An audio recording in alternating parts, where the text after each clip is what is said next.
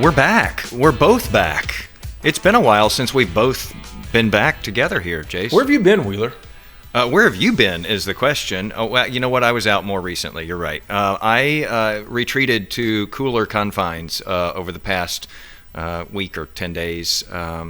6, 7 different states, all of which were way cooler than Texas. Nice. You mean temperature-wise, right? Well, yeah. I mean, what's cooler than Texas? Yeah, actually, they were cooler than Texas. They had cool mountains and valleys and all that. I do remember seeing one of your social media posts. You were in South Dakota, up in the Black Hills. Yeah, South Dakota, Wyoming, Montana, Colorado, Utah, Idaho, all of those. Boy, it's a totally I was wearing sweaters. Stop it, dude. Come on. Sweaters. I'm not kidding you. As we record this, it's like 102 outside, and it's the heat index is 110, I believe. It's just gross. So, you know what that is perfect for? Cold beer. Yeah, and especially the one I've got today. It's the Adios Pantalones, which is goodbye pants. And what makes this even more appropriate for this is a cerveza de sesión. Do you know what that is?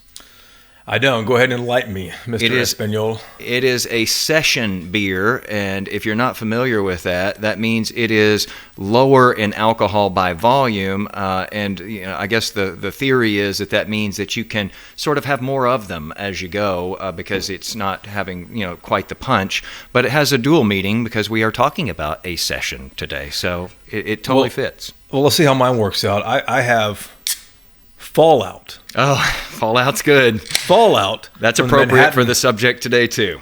Manhattan Project Beer Company. I grabbed another beer out of the fridge, and I looked back there, and I saw I had Fallout. I'm like, let me grab this one because I knew you'd be on top of it. So let's talk about the fallout from what the U.S. Supreme Court has been doing as I crack this thing open. But the U.S. Supreme Court has been all in the news here as they're wrapping up their session. And a number of rulings have come down. I believe we're expecting a few more here.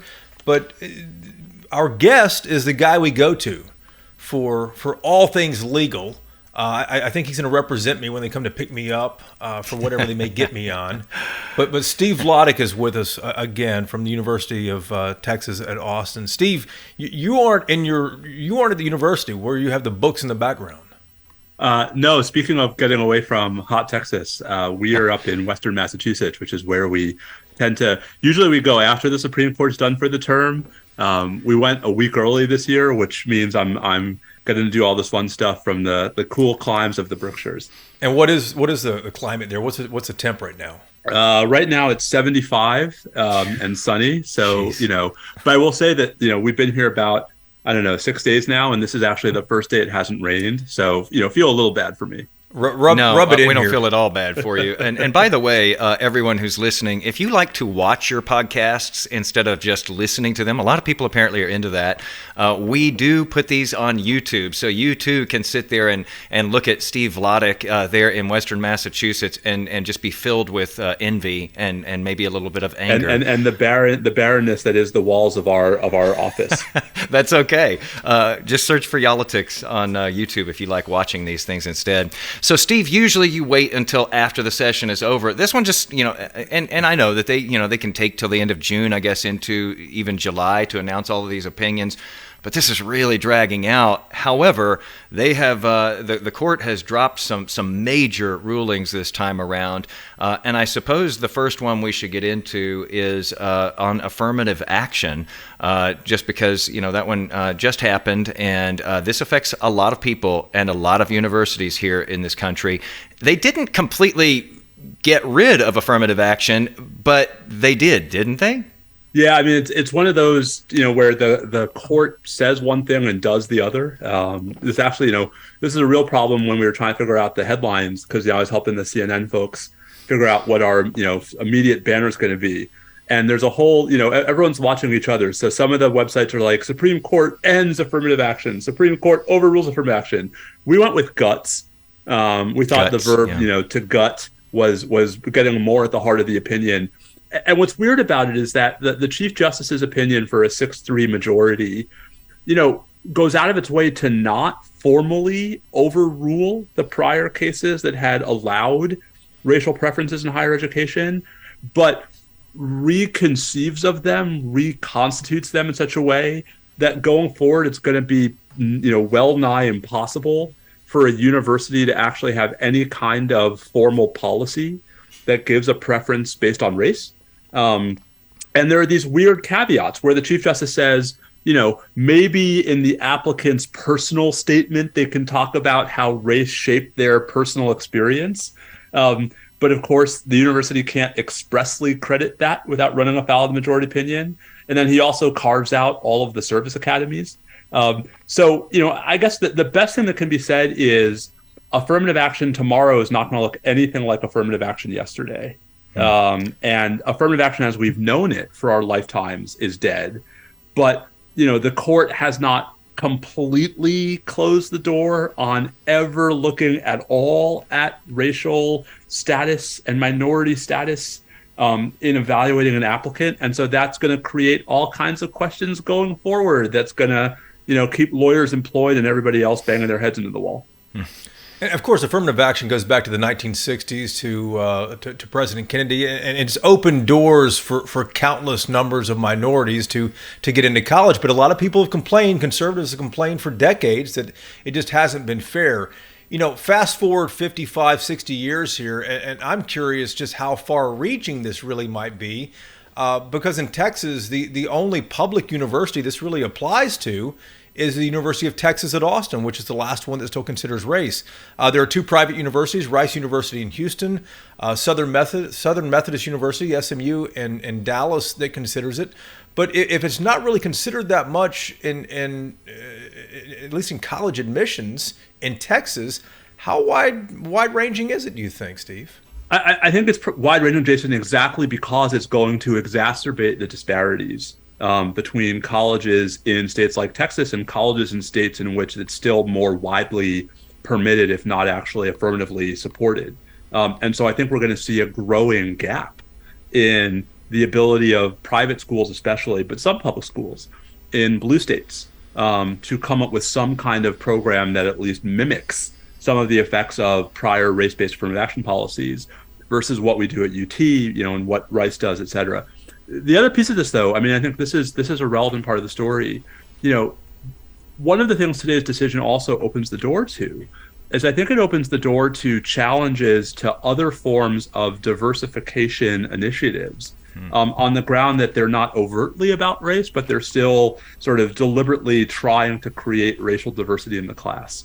And, that's a charge that I could see someone trying to bring against UT's program, even after race is no longer expressly a variable, the 10% plan, right? It's a charge you could see in other contexts. So, Jason, one of my concerns about the ruling, wholly apart from what it does to race-based affirmative action in the abstract, is that I think the court is also now inviting a new wave of litigation over policies that at least appear to be race neutral.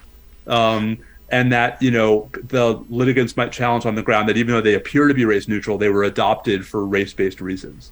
Professor, one thing that stood out to me, just as a lay watcher of the Supreme Court, is the opinions that came down on this. The majority opinion, the dissenting opinions, and the fact that Justice Sotomayor read part of her opinion from the bench. Justice Thomas, on the other side, read part of his from the bench.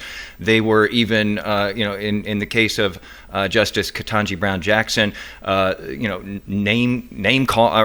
name calling, but naming another justice in her opinion. Is that unusual for that sort of personal thing to be going on after a case? So, yes and no. Parts of it are unusual, parts of it are not. It's not unusual in these kinds of high-profile cases for the justices to get a little personal in their attacks with each other.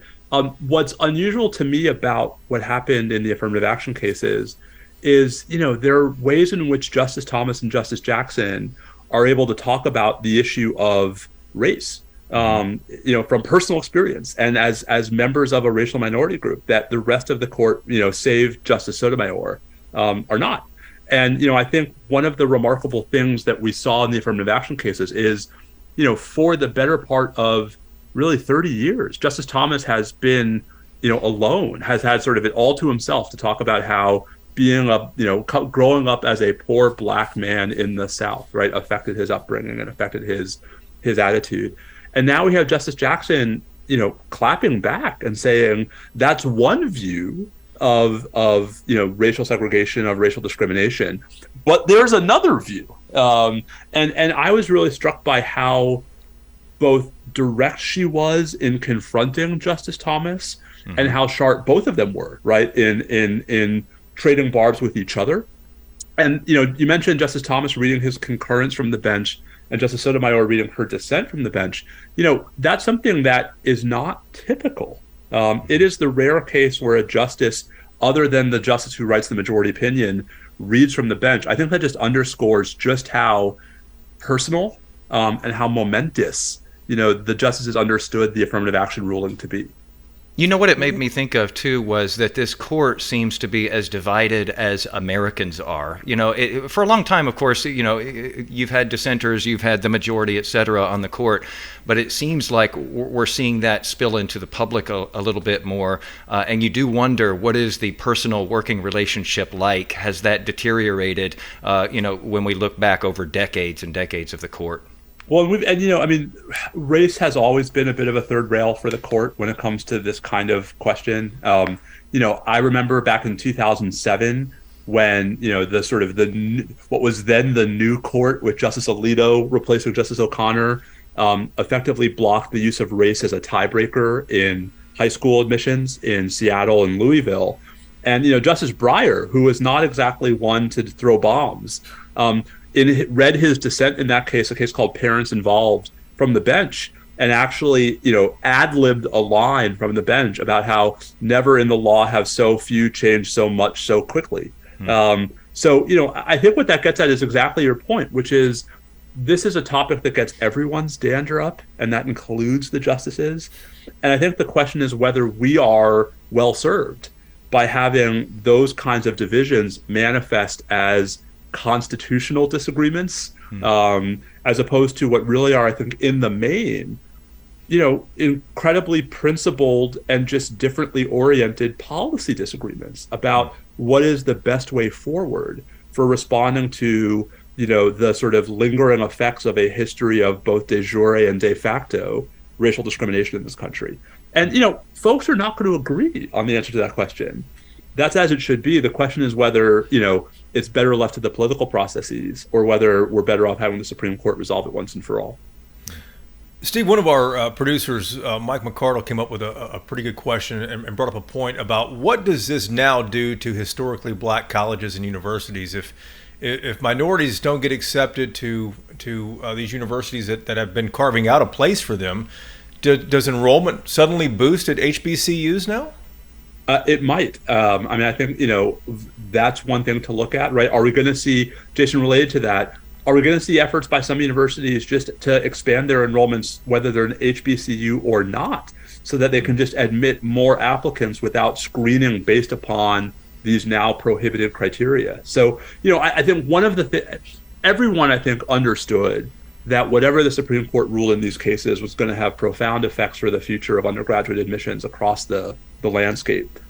What I think is so exacerbating about the court's decision is that it's clear that there's a majority to excessively limit the use of race in admissions. But because the court doesn't go all the way to where Justice Thomas is, Jason, now we have questions. And now we have sort of matters for folks to hammer out where the court, I think, could have perhaps provided more clarity.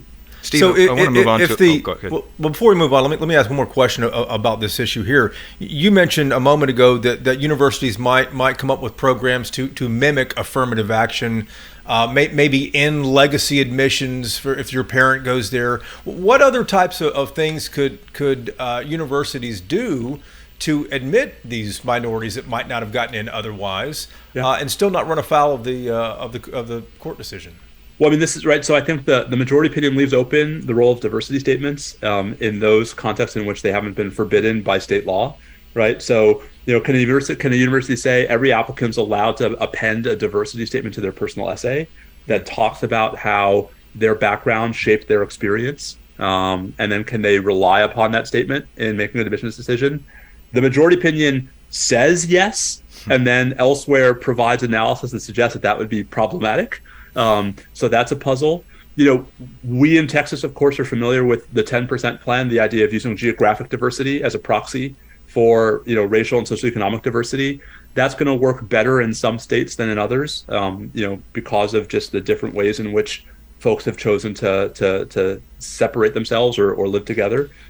Jason, I think we're going to see just more efforts to find ways around this ruling that are inevitably going to be easier to implement in blue states and at schools with lots of resources, right? And harder to implement at schools that are in red states and that have fewer resources. And so I think that's one of the oddities of today's decisions. We're recording this on Thursday, right? One of the oddities of the affirmative action ruling is that it's going to, I think, exacerbate disparities between colleges on geographic lines and not just on sort of historical prestige lines. Yeah, and as you mentioned just a few moments ago, we can expect plenty of lawsuits to continue coming out of this, challenging whatever universities come up with from here on out.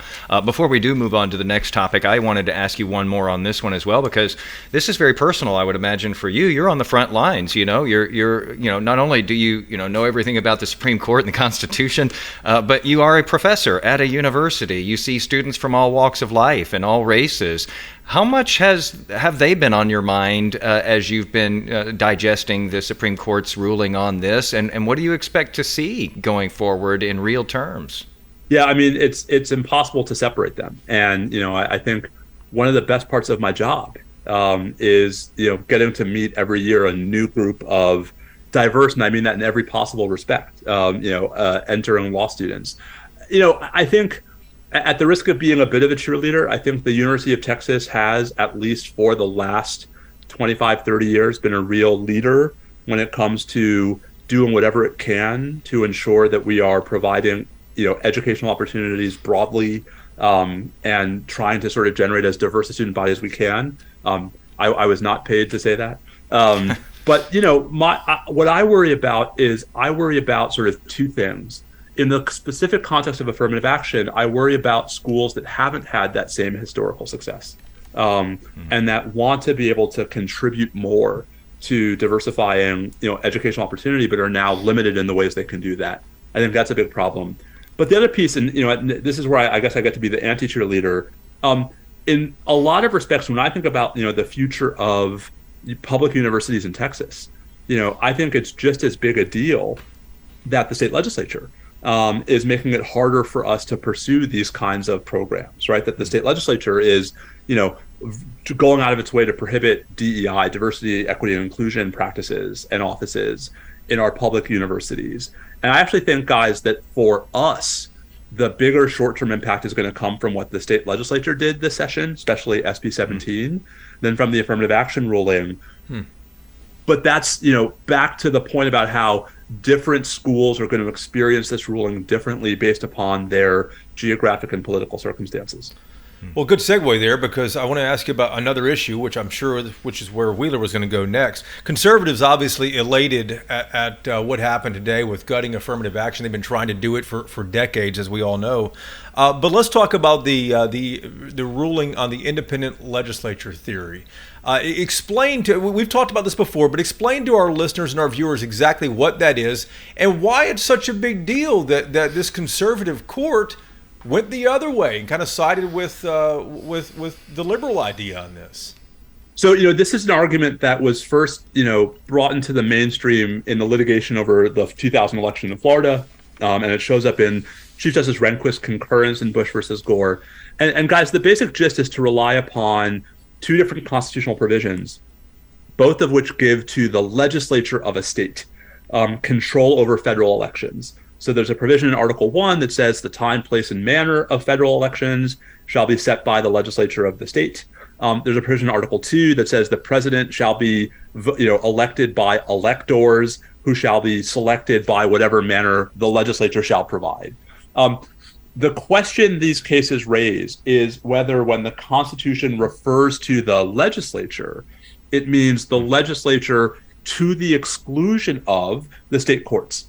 And so in practice, if a state legislature says, here's our rule for this congressional election, and the state Supreme Court says, actually, no, that violates the state constitution, Does that state Supreme Court ruling actually violate the federal Constitution by taking away from the legislature the last word? Right? That's the independent state legislature theory.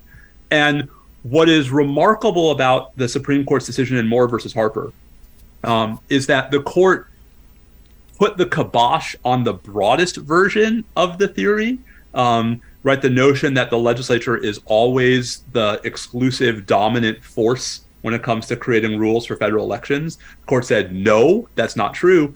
But then the court, like, quite overtly refused to say, when there will be, like, when state legislatures actually are allowed to go last, right? So instead of saying the state Supreme Court can always override the state legislature, the Supreme Court said state Supreme Courts can usually enforce state constitutions against their state legislatures, but they can't go crazy. And the Chief Justice's opinion, guys, I love this because it's so transparently, transparent, right? The Chief Justice's opinion literally says, we do not identify where the line is. We are not saying, here's the point past which the state court cannot go. We're just saying that the line exists and it's a thing. Wow. So this is going to lead to more lawsuits too, isn't it? And what's worse than that is it's not just more lawsuits, but guys, lawsuits that, unlike this one, right, are going to come up in the throes of an election where, the last thing we're going to want is the potential chaos. And we saw this in 2020. Some of the more extreme arguments in support of President Trump was tied, at least in some way, shape, or form, to this theory. So, the headline that the court rejected the extreme version of the theory is correct.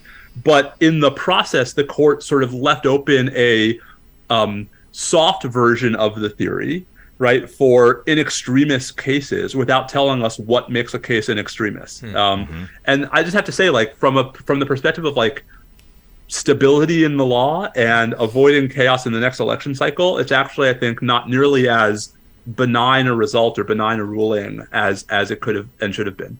Well, even though they didn't totally shut the door on this, though, I have, seen others who said that this is, the biggest federalism case in a long time, if not ever. One of the biggest cases for democracy. Is that too extraordinary? Is that too extreme? How important is this case? Was this the most important case this session?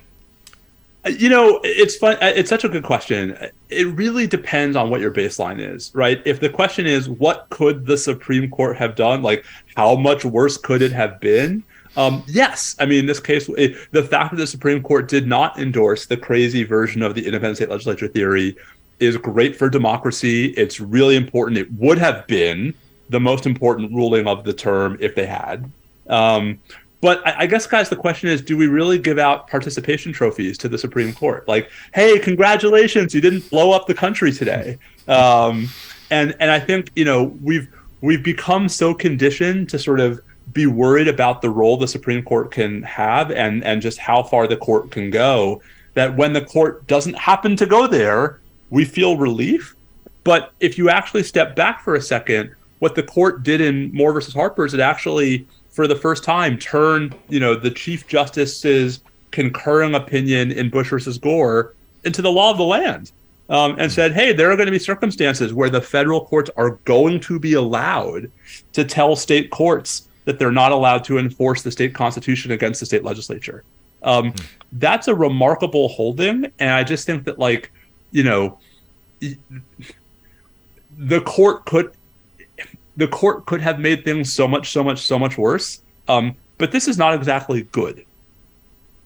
It's a good point. And for our listeners and our viewers who are on kind of the periphery of all this and maybe read headlines as they scroll through social media, there was a lot of concern at the end of the Trump administration that Trump loaded the court with conservatives and that those conservatives are going to run roughshod over liberal ideas and moderate issues. But have we really seen that? So, just it's a great question. I think the short version is it depends. Again, it depends on the baseline, right? So, I think one of the things we've seen this term is a bit of a split between Thomas Alito and Gorsuch on one hand, and the Chief Justice and Barrett and Kavanaugh on the other. You might sort of call that like the the sort of the Trump Republican mindset versus the Bush Republican mindset. Even though, of course, Thomas and Alito were not Trump appointees, but still. And I think we've seen a number of cases where the daylight between those two camps has come through. Not necessarily the highest profile cases, but there were a couple of rulings earlier this week and last week about the Texas's lawsuit challenging the Biden administration's immigration enforcement priorities, about Texas's challenge to the Indian Child Welfare Act, where we saw Barrett and Kavanaugh and the chief actually go with the Democratic appointees. So I guess the way I look at it is there's clearly now a majority of justices who are deeply in line with what I would have thought and what I sort of grew up learning of as mainstream Republican political and legal ideology circa 2000 or 2005, right? Circa the Bush administration. And where there's a gap, right, between the justices themselves and between the justices in the lower courts is on the more recent stuff, right, is on sort of the more aggressive pushes toward deregulation, right, the more aggressive pushes toward the ability of states to challenge any federal policy under the sun. And I guess, go ahead. Well, if this term is any indication, what does that say about the future, do you think? I think it says that the Supreme Court is still the most conservative court we've seen in our lifetimes, but it's not as conservative as some of the most right-leaning judges who President Trump appointed. I think, right, it's not as conservative as the Fifth Circuit, the federal appeals court that covers Texas, Louisiana, and Mississippi. The Fifth Circuit actually has a really bad track record at the court this term. They've lost 6 of the 8 cases that went up. So, Jason, I think what it says is, like, we've got a really conservative court, but not necessarily a, nothing matters except #winning court. And, that's, I guess, again, back to participation trophies, right? Reassuring that there's not a majority for nothing matters except #winning, but that still means a pretty big shift in the direction of American constitutional law, for the near future. Before we go to the next topic, Professor, I want to ask you, pull on that thread about the Fifth Circuit losing the vast majority of cases in this term that it had decided that went before the high court. Does that, in your experience, does that chasten a circuit court? Does it change how they do business going forward, or they just can keep on rolling? So I think, circuit courts are they, not it's, right? So, I think there are going to be some judges on the Court of Appeals who look at that and say, oh, maybe we've been a little bit too aggressive. And I think there are going to be some who are going to have the attitude that was, famously attributed to the late Ninth Circuit Judge Stephen Reinhart. They can't reverse me all the time. Right. But so I don't know that it's going to sort of rein in the Fifth Circuit. One of the things that's different about the Fifth Circuit's track record this term versus prior terms where it's been notable how bad like the Sixth Circuit or the Ninth Circuit did is no one on the court has called them out specifically or overtly, whereas we've seen that with other courts before. So, I don't think the Fifth Circuit's going to wake up tomorrow and say, oh boy, we've been overdoing it. But I do think it's an important reminder that, just because litigants can find a friendly district judge in Texas, just because the Fifth Circuit might, allow a outlier type of ruling to remain in effect, like Judge Kaczmarek's ruling in the Mifepristone case, doesn't mean it's going to survive with this court, even with its composition, even with this solid 6-justice conservative majority. And again, just for people who don't pay constant attention to this stuff, especially like you do, the Fifth Circuit is a very important thing here in Texas because that is the circuit that hears these cases that are appealed that are decided here in Texas, and many of them, even if they go a way that somebody doesn't like, don't end up before the Supreme Court because the Supreme Court doesn't choose to pick them up. So their word in a lot of cases is the final word. Right. Yeah, I mean the federal appeals courts have the last word in well over 90% of cases in the federal courts, and a lot of that's not controversial, right? But some of that is, and it just goes to how we talk about the Supreme Court a lot, understandably, but the courts of appeals can often be just as important. And before Wheeler hops into his next issue, I want to ask you about one you mentioned as well, and that's the Supreme Court decision in favor of Joe Biden being able to arrest and deport who he wants, kind of when he wants. How surprising was that to you? Because the dissent, I believe, was a single dissent. It was an 8-1 decision, I believe, and the dissent was what was it, Alito saying that the expansion of presidential powers is going through the roof, something like that? Yeah, it's funny how people's views change depending upon who's in the White House. So, I was not surprised, Jason, only because the way the oral argument went in this case, I think, was very sort of suggestive of this result. It's important to note the court did not say that the Biden administration enforcement priorities were fine. Right. What the court said was that Texas can't challenge them. That Texas and Louisiana lacked what we call standing, right, to bring this case in the first place. And, that's both a smaller ruling and a bigger one. Because, as you guys know, Texas as a litigant, Ken Paxton, before he was impeached, has been incredibly aggressive in basically leading the charge against any number of Biden administration policies. And the way that Texas has been able to do that back to the Fifth Circuit is because the Fifth Circuit has as generous a set of rules for when a state can challenge a federal policy as any court in the country. So it's actually relatively easier for Texas to challenge a federal policy in Texas than for California to challenge it in California. And so, Jason, one of the important things to me about the decision in the aptly but unhelpfully named U.S. versus Texas is that, the court pushed back on this theory of standing. The court said, hey, Texas, you don't have standing to challenge these enforcement orders because they're not affecting you. Right? Or if they're affecting you, they're affecting you only incidentally and only in the ways that it affects any other state. As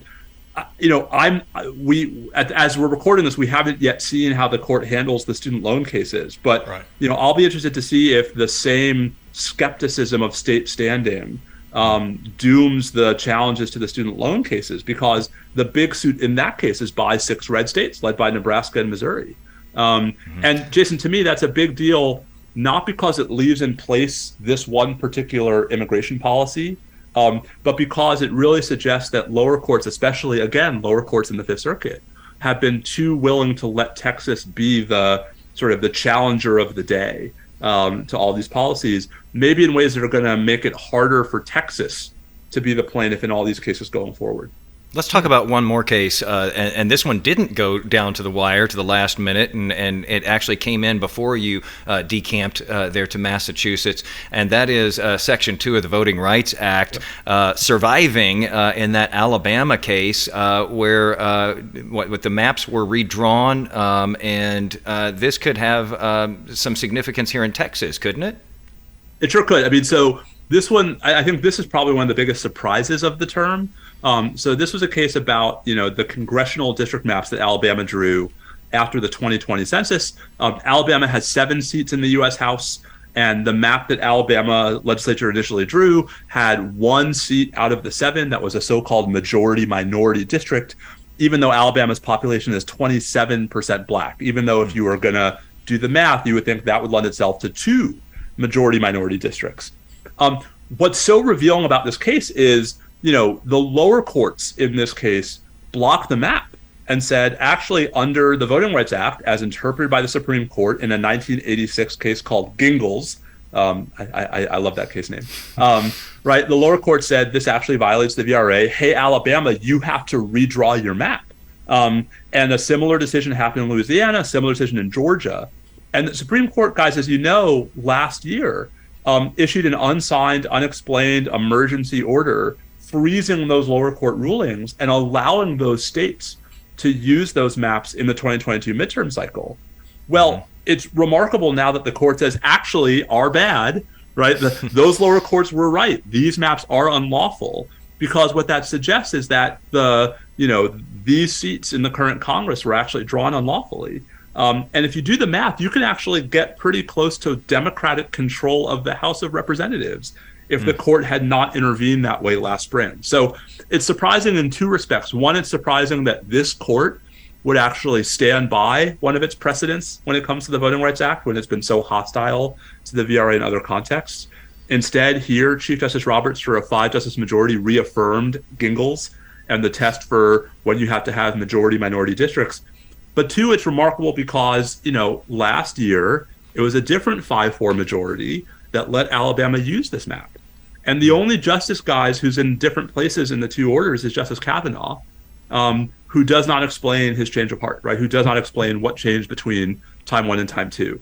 And so that's revealing to me, both as an example of how important those emergency rulings can be, even when they're not explained, and of how they're not necessarily predictive, right, of where the court's going to end up on the merits, in ways that now, as Jason, as you alluded to, is going to potentially enable additional challenges to congressional maps in Texas, in Ohio, in other, especially red states, where there really have been, I think, concerted efforts to minimize the electoral power of minority groups. And that challenge has already been underway here in Texas. The question is, how long is it going to take, though, even with this ruling, for that to come to a head as far as the case that's been moving forward here in Texas? And back to the Fifth Circuit, what's the Fifth Circuit going to, how in a hurry is the Fifth Circuit going to be to, extend that precedent into Texas? So, I think we've already seen, I think it's the Cook Political Report has already changed its ratings for 7 House seats in the next cycle just based on this decision,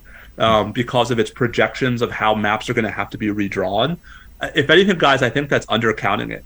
I think there's a very good chance that reactions to this decision, if not in Texas, then at least in other states, could go a long way toward helping Democrats reclaim a majority of the House in 2024, which just goes back to the point about how big a deal it was that the Supreme Court intervened last term to allow these states to use these maps in the 2022 cycle. Steve, I'm just thinking about something you said a moment ago, to one of the questions, and the question was something about how whether the Supreme Court has kind of put the Fifth Circuit in its place by just ruling against them so much. Does this mean that Texas will likely, I don't know if Texas will file less lawsuits against the federal government, but Texas might have less of a shot at going at the federal government? Maybe, or at least, Jason, that we'll see fewer cases where Texas is out on an island, right, and sort of a one-state ban and pushing back. I mean, I think it remains to be seen, and frankly, again, I think the student loan cases that'll be out by the time folks are listening to this will have more to say about this, because either the court is going to go even further in reining in the ability of states to challenge federal policies in the Nebraska versus Biden case. Yeah. Or they're going to distinguish it and say, actually, here's the blueprint for how you do it. Jason, I think that's going to have a lot to say about how aggressive Texas is going forward and how much the lower courts in Texas and the Fifth Circuit, allow Texas to pursue those challenges.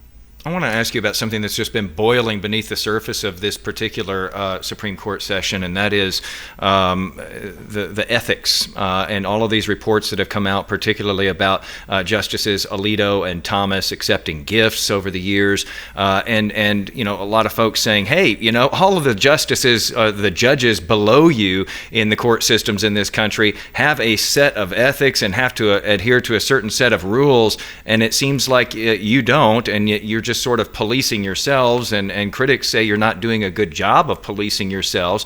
I know that you've been very outspoken about this, and I saw a tweet the other day where you said that you've just been mortified by the reactions that you've gotten just by even raising the issue of imposing a code of ethics on this nation's highest court. These people are in their positions for life. Well, and I think, guys, this goes back to me what is the biggest theme of the term, which is not about any of these merits rulings.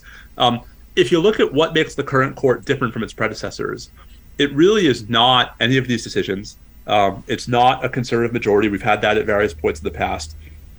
It really is more holistically the sort of general lack of accountability, the extent to which the court is not beholden to Congress and doesn't think it ought to be beholden to Congress. Or to precedents in some cases.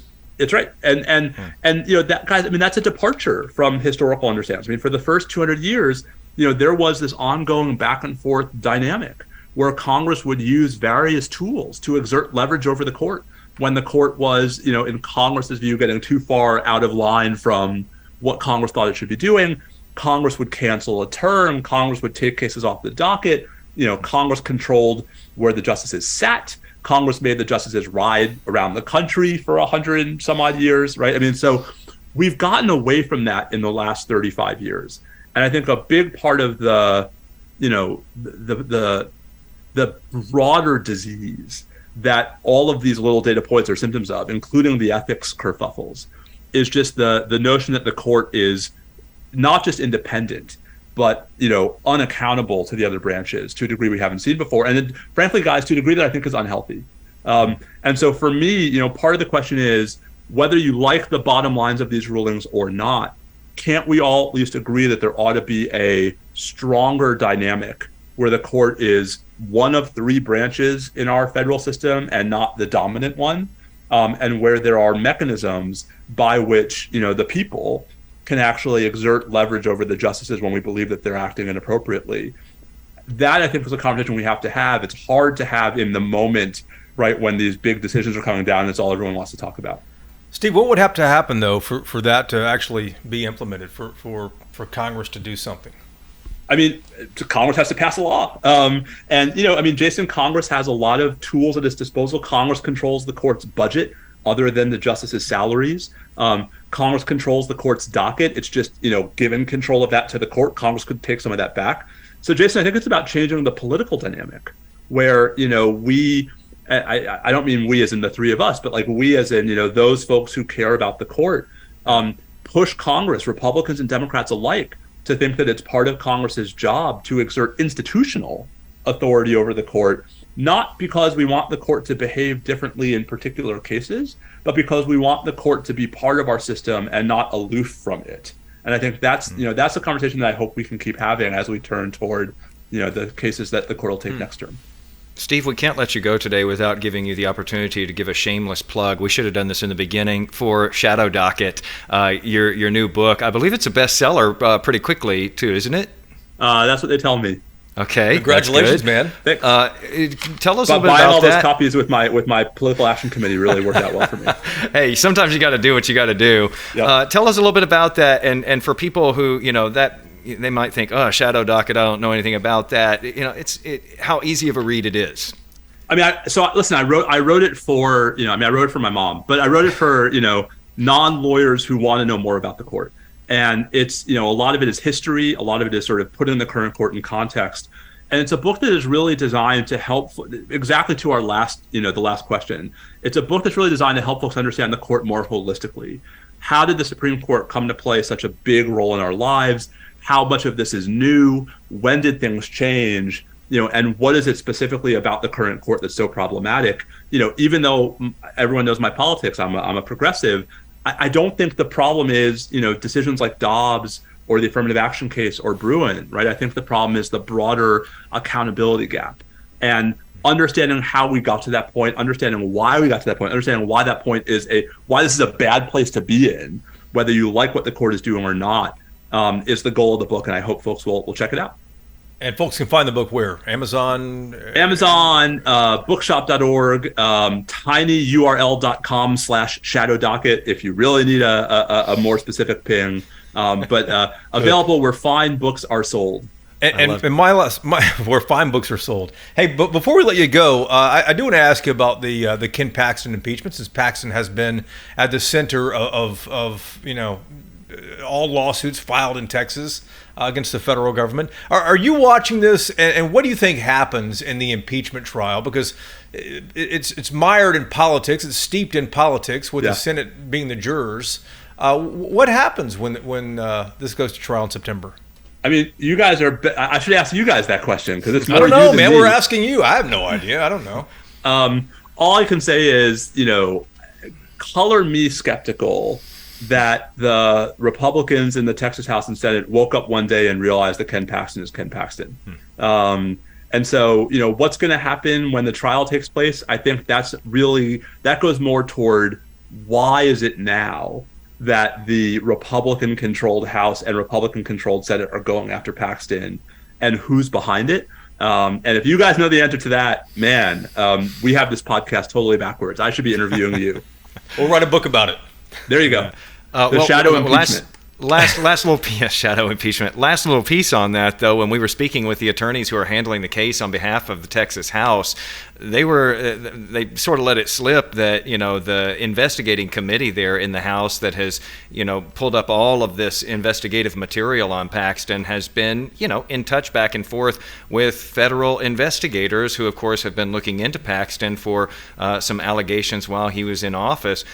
Do you think that the feds, I mean, a lot of people have wondered what has taken the feds so long to bring a case, if they're going to bring a case Right. here.